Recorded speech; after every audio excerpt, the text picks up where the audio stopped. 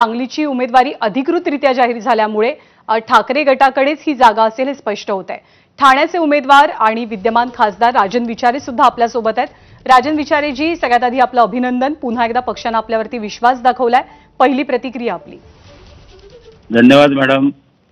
आज खऱ्या अर्थाने तुम्ही बघितलं असेल, सर्वप्रथम मी हिंदू हृदय सम्राट शिवसेना प्रमुख बाळासाहेब ठाकरे, आमचे गुरुवर्य धर्मवीर आनंदीगे साहेब आणि आमचे पक्षप्रमुख उद्धव ठाकरे साहेब, त्याचबरोबर आदित्य साहेब यांना धन्यवाद देतो की माझ्यासारख्या एका कार्यकर्त्याला परत तिसऱ्यांदा संधी या ठिकाणी दिलेली आहे।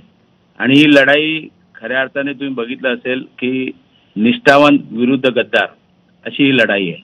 आणि या लढाईमध्ये सर्व ठाणेकर वाट बघतात, कारण तुम्हाला माहिती असेल ठाणे जिल्ह्याचे दैवत धर्मवीर आनंदीगे साहेब यांनी गद्दारांना क्षमा नाही म्हणून जी गद्दारी पहिले ठाण्यामध्ये झाली होती आणि या गद्दारीची सुरुवात दुसऱ्यांदा ही होते आणि या ठाण्यामधले ठाणेकर नक्कीच या गद्दारीला मुठमाती देतील असा विश्वास या ठिकाणी मी व्यक्त करतो।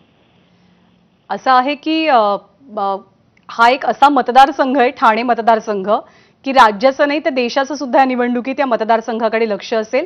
बदललेल्या राजकीय समीकरणांमुळे आणि अर्थातच मुख्यमंत्र्यांचं हे होम ग्राउंड आहे, होम पिच आहे। किती आव्हानात्मक वाटते तुम्हाला ही निवडणूक यावेळची? मी दरवेळेला मुख्यमंत्र्यांचं होम पिच म्हणता, हे सर्व जनतेचं होम पिच आहे।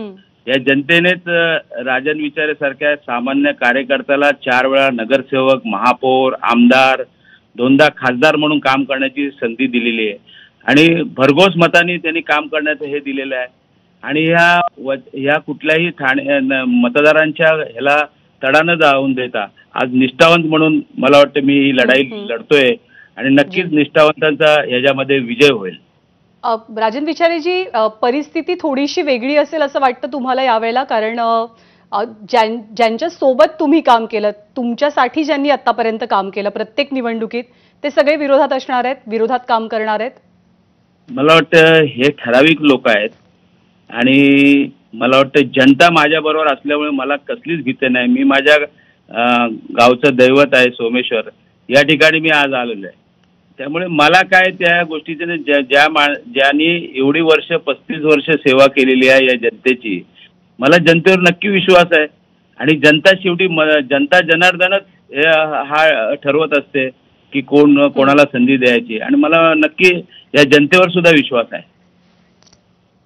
एक अगदी छोटासा प्रश्न विचारते जाता जाता, किती मताधिक्याने आपला विजय होईल असं वाटतं आपल्याला?